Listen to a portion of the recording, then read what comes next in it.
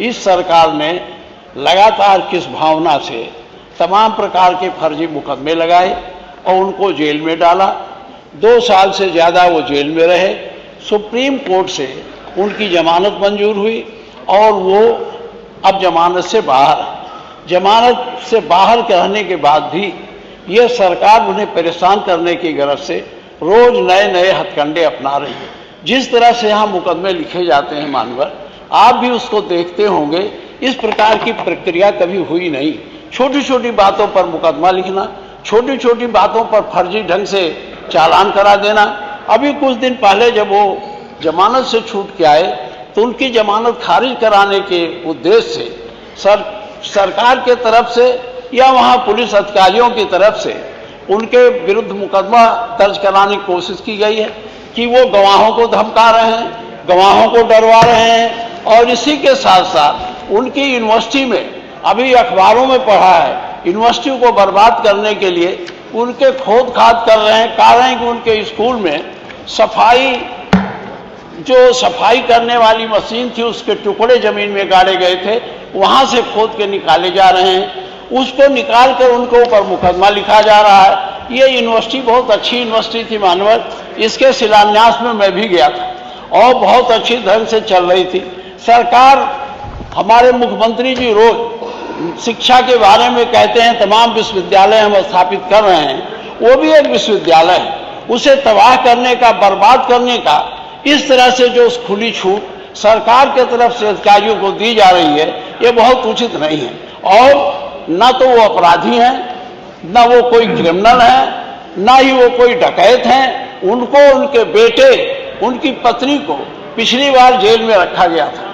मनवर में मिलने गया था। ये जो काल कोठरी बनी थी सीतापुर जेल में, जिसमें फांसी के सजा वाले रखे जाते थे, जिसमें एक तख्त पड़ सकता था, उसी तख्त पर वो रात दिन सोते थे और कोई ऐसी व्यवस्था नहीं थी। उन्होंने कहा भाई रात को हमारा दरवाजा खोल दो, इस गैलरी में हम घूम लें। वो दरवाजा भी नहीं खोला गया। बहुत बड़े अपराधी की तरह से, जिस तरह से अंग्रेजों ने अपने विरोधियों को काल कोठरी में बंद कर परेशान करने की कोशिश की थी, वही प्रक्रिया इस लोकतांत्रिक सरकार में अगर चले तो अच्छी बात नहीं है।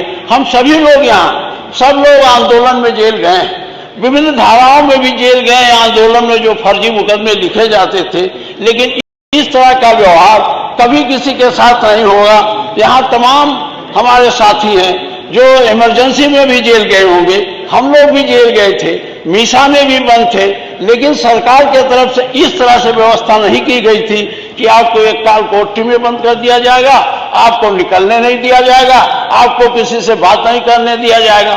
मैं खुद उनके गांव गया, सारे पुलिस वाले गांव के आरामपुर गया, हमको घेर लिए, कहे आप उनके केवल अकेले उनके घर जाइए, आपके साथ कोई जा नहीं सकता।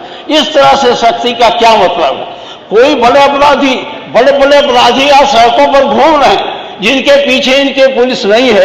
एक पढ़े लिखे, एक विद्वान, एक जनप्रतिनिधि के खिलाफ यह सरकार इस तरह से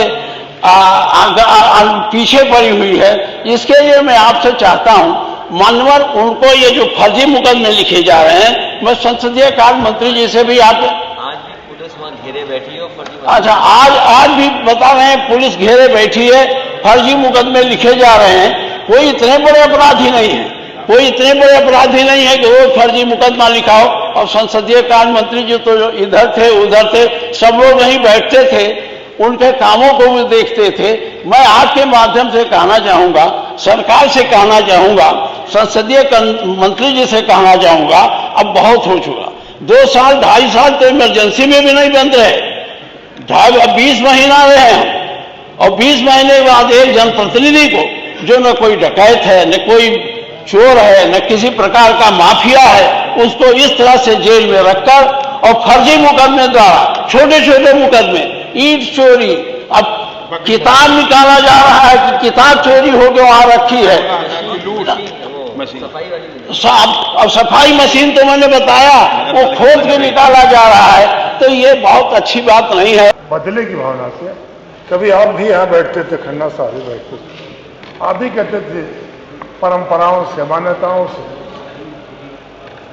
जात धर्म मजहब के आधार पर किसी के साथ भेदभाव नहीं किया गया। लेकिन माननीय अध्यक्ष जी, जो 20 महीना 22 दिन कोरोना में जहाँ एक आदमी दूसरे आदमी से मिलना नहीं चाहता था, और आजम साहब साथ इतना बड़ा बर्ताव, जो ब्रिटिश हुकूमत में जो हम लोग किताबों में पढ़े हैं, देखे नहीं हैं, लेकिन जो अब देख रहे हैं, हम संसदीय कार्य मंत्री से भी इस बात में मिला थे और मैंने बहुत निवेदन किया कि जैसा माननीय माता प्रसाद जी बहुत सीनियर हम लोग के राज्य अग्रज हैं, कभी 1980 से लगातार इस सदन में एक बार छोड़ दिया जाए, राज्यसभा, लोकसभा, संसदीय कार्य मंत्री के साथ साथ नगर विकास, श्रम मंत्रालय और एक से एक अच्छे पदों पर रहकर जो सम्मान पाना चाहिए संसदीय राजनीति में, वो सब पाए।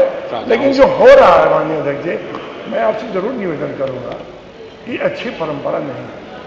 आग से आग नहीं बुझाया जा सकता है और न पानी को पानी से रोका जा सकता है। ये आजम साहब कहते थे और आप लोग सब सुनते हैं।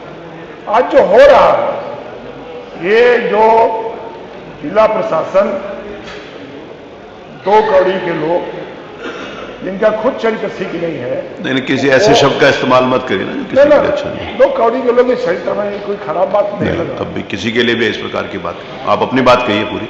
सिद्धि आप निकाल दीजिए, लेकिन माननीय अध्यक्ष जी, मैं जरूर चाहूंगा कि आप इस पीठ से एक व्यवस्था देने का काम करें, क्योंकि आजम साहब जैसे बार बार कह रहे थे अपराधी नहीं है, सही बात है, अपराधी की तो बात दूर है। आजम साहब एक शरीफ, नेक और अच्छे इंसान रहे हैं और सामंतों के खिलाफ, बड़े बड़े लोगों के खिलाफ लड़े, नवाब के खिलाफ, दिल्ली हुकूमत के खिलाफ लड़े, नवाब के प्रदेश हुकूमत के खिलाफ लड़े हैं, नवाबों के खिलाफ लड़े। वो आदमी मात्र 5 साल 4 साल के अंदर, 3 साल के अंदर इतना बड़ा जालिम और जुल्मी हो गए कि इतनी बड़ी धारा, इतना बड़ा FIR, और ये एक जो परंपरा हो रही है, इससे लोकतंत्र मजबूत नहीं होगा। इसलिए मैं चाहूंगा कि आपके पीठ से एक व्यवस्था सुनिश्चित होनी चाहिए। अध्यक्ष महोदय, बहुत ही महत्वपूर्ण है। मैं अध्यक्ष महोदय, मैं आपसे निवेदन करना चाहता हूँ, सदन के संज्ञान में लाना चाहता हूँ। सदन के बहुत ही वरिष्ठ नेता आदरणीय आजम खान साहब की यूनिवर्सिटी को घेर लिया, और ये पहली बार अध्यक्ष महोदय नहीं घेरा गया है, लगातार घेरा हो। इस बार तो तैयारी ये है कहीं कुछ ऐसा ना हो जैसे बम रख दिया एक छात्र पर।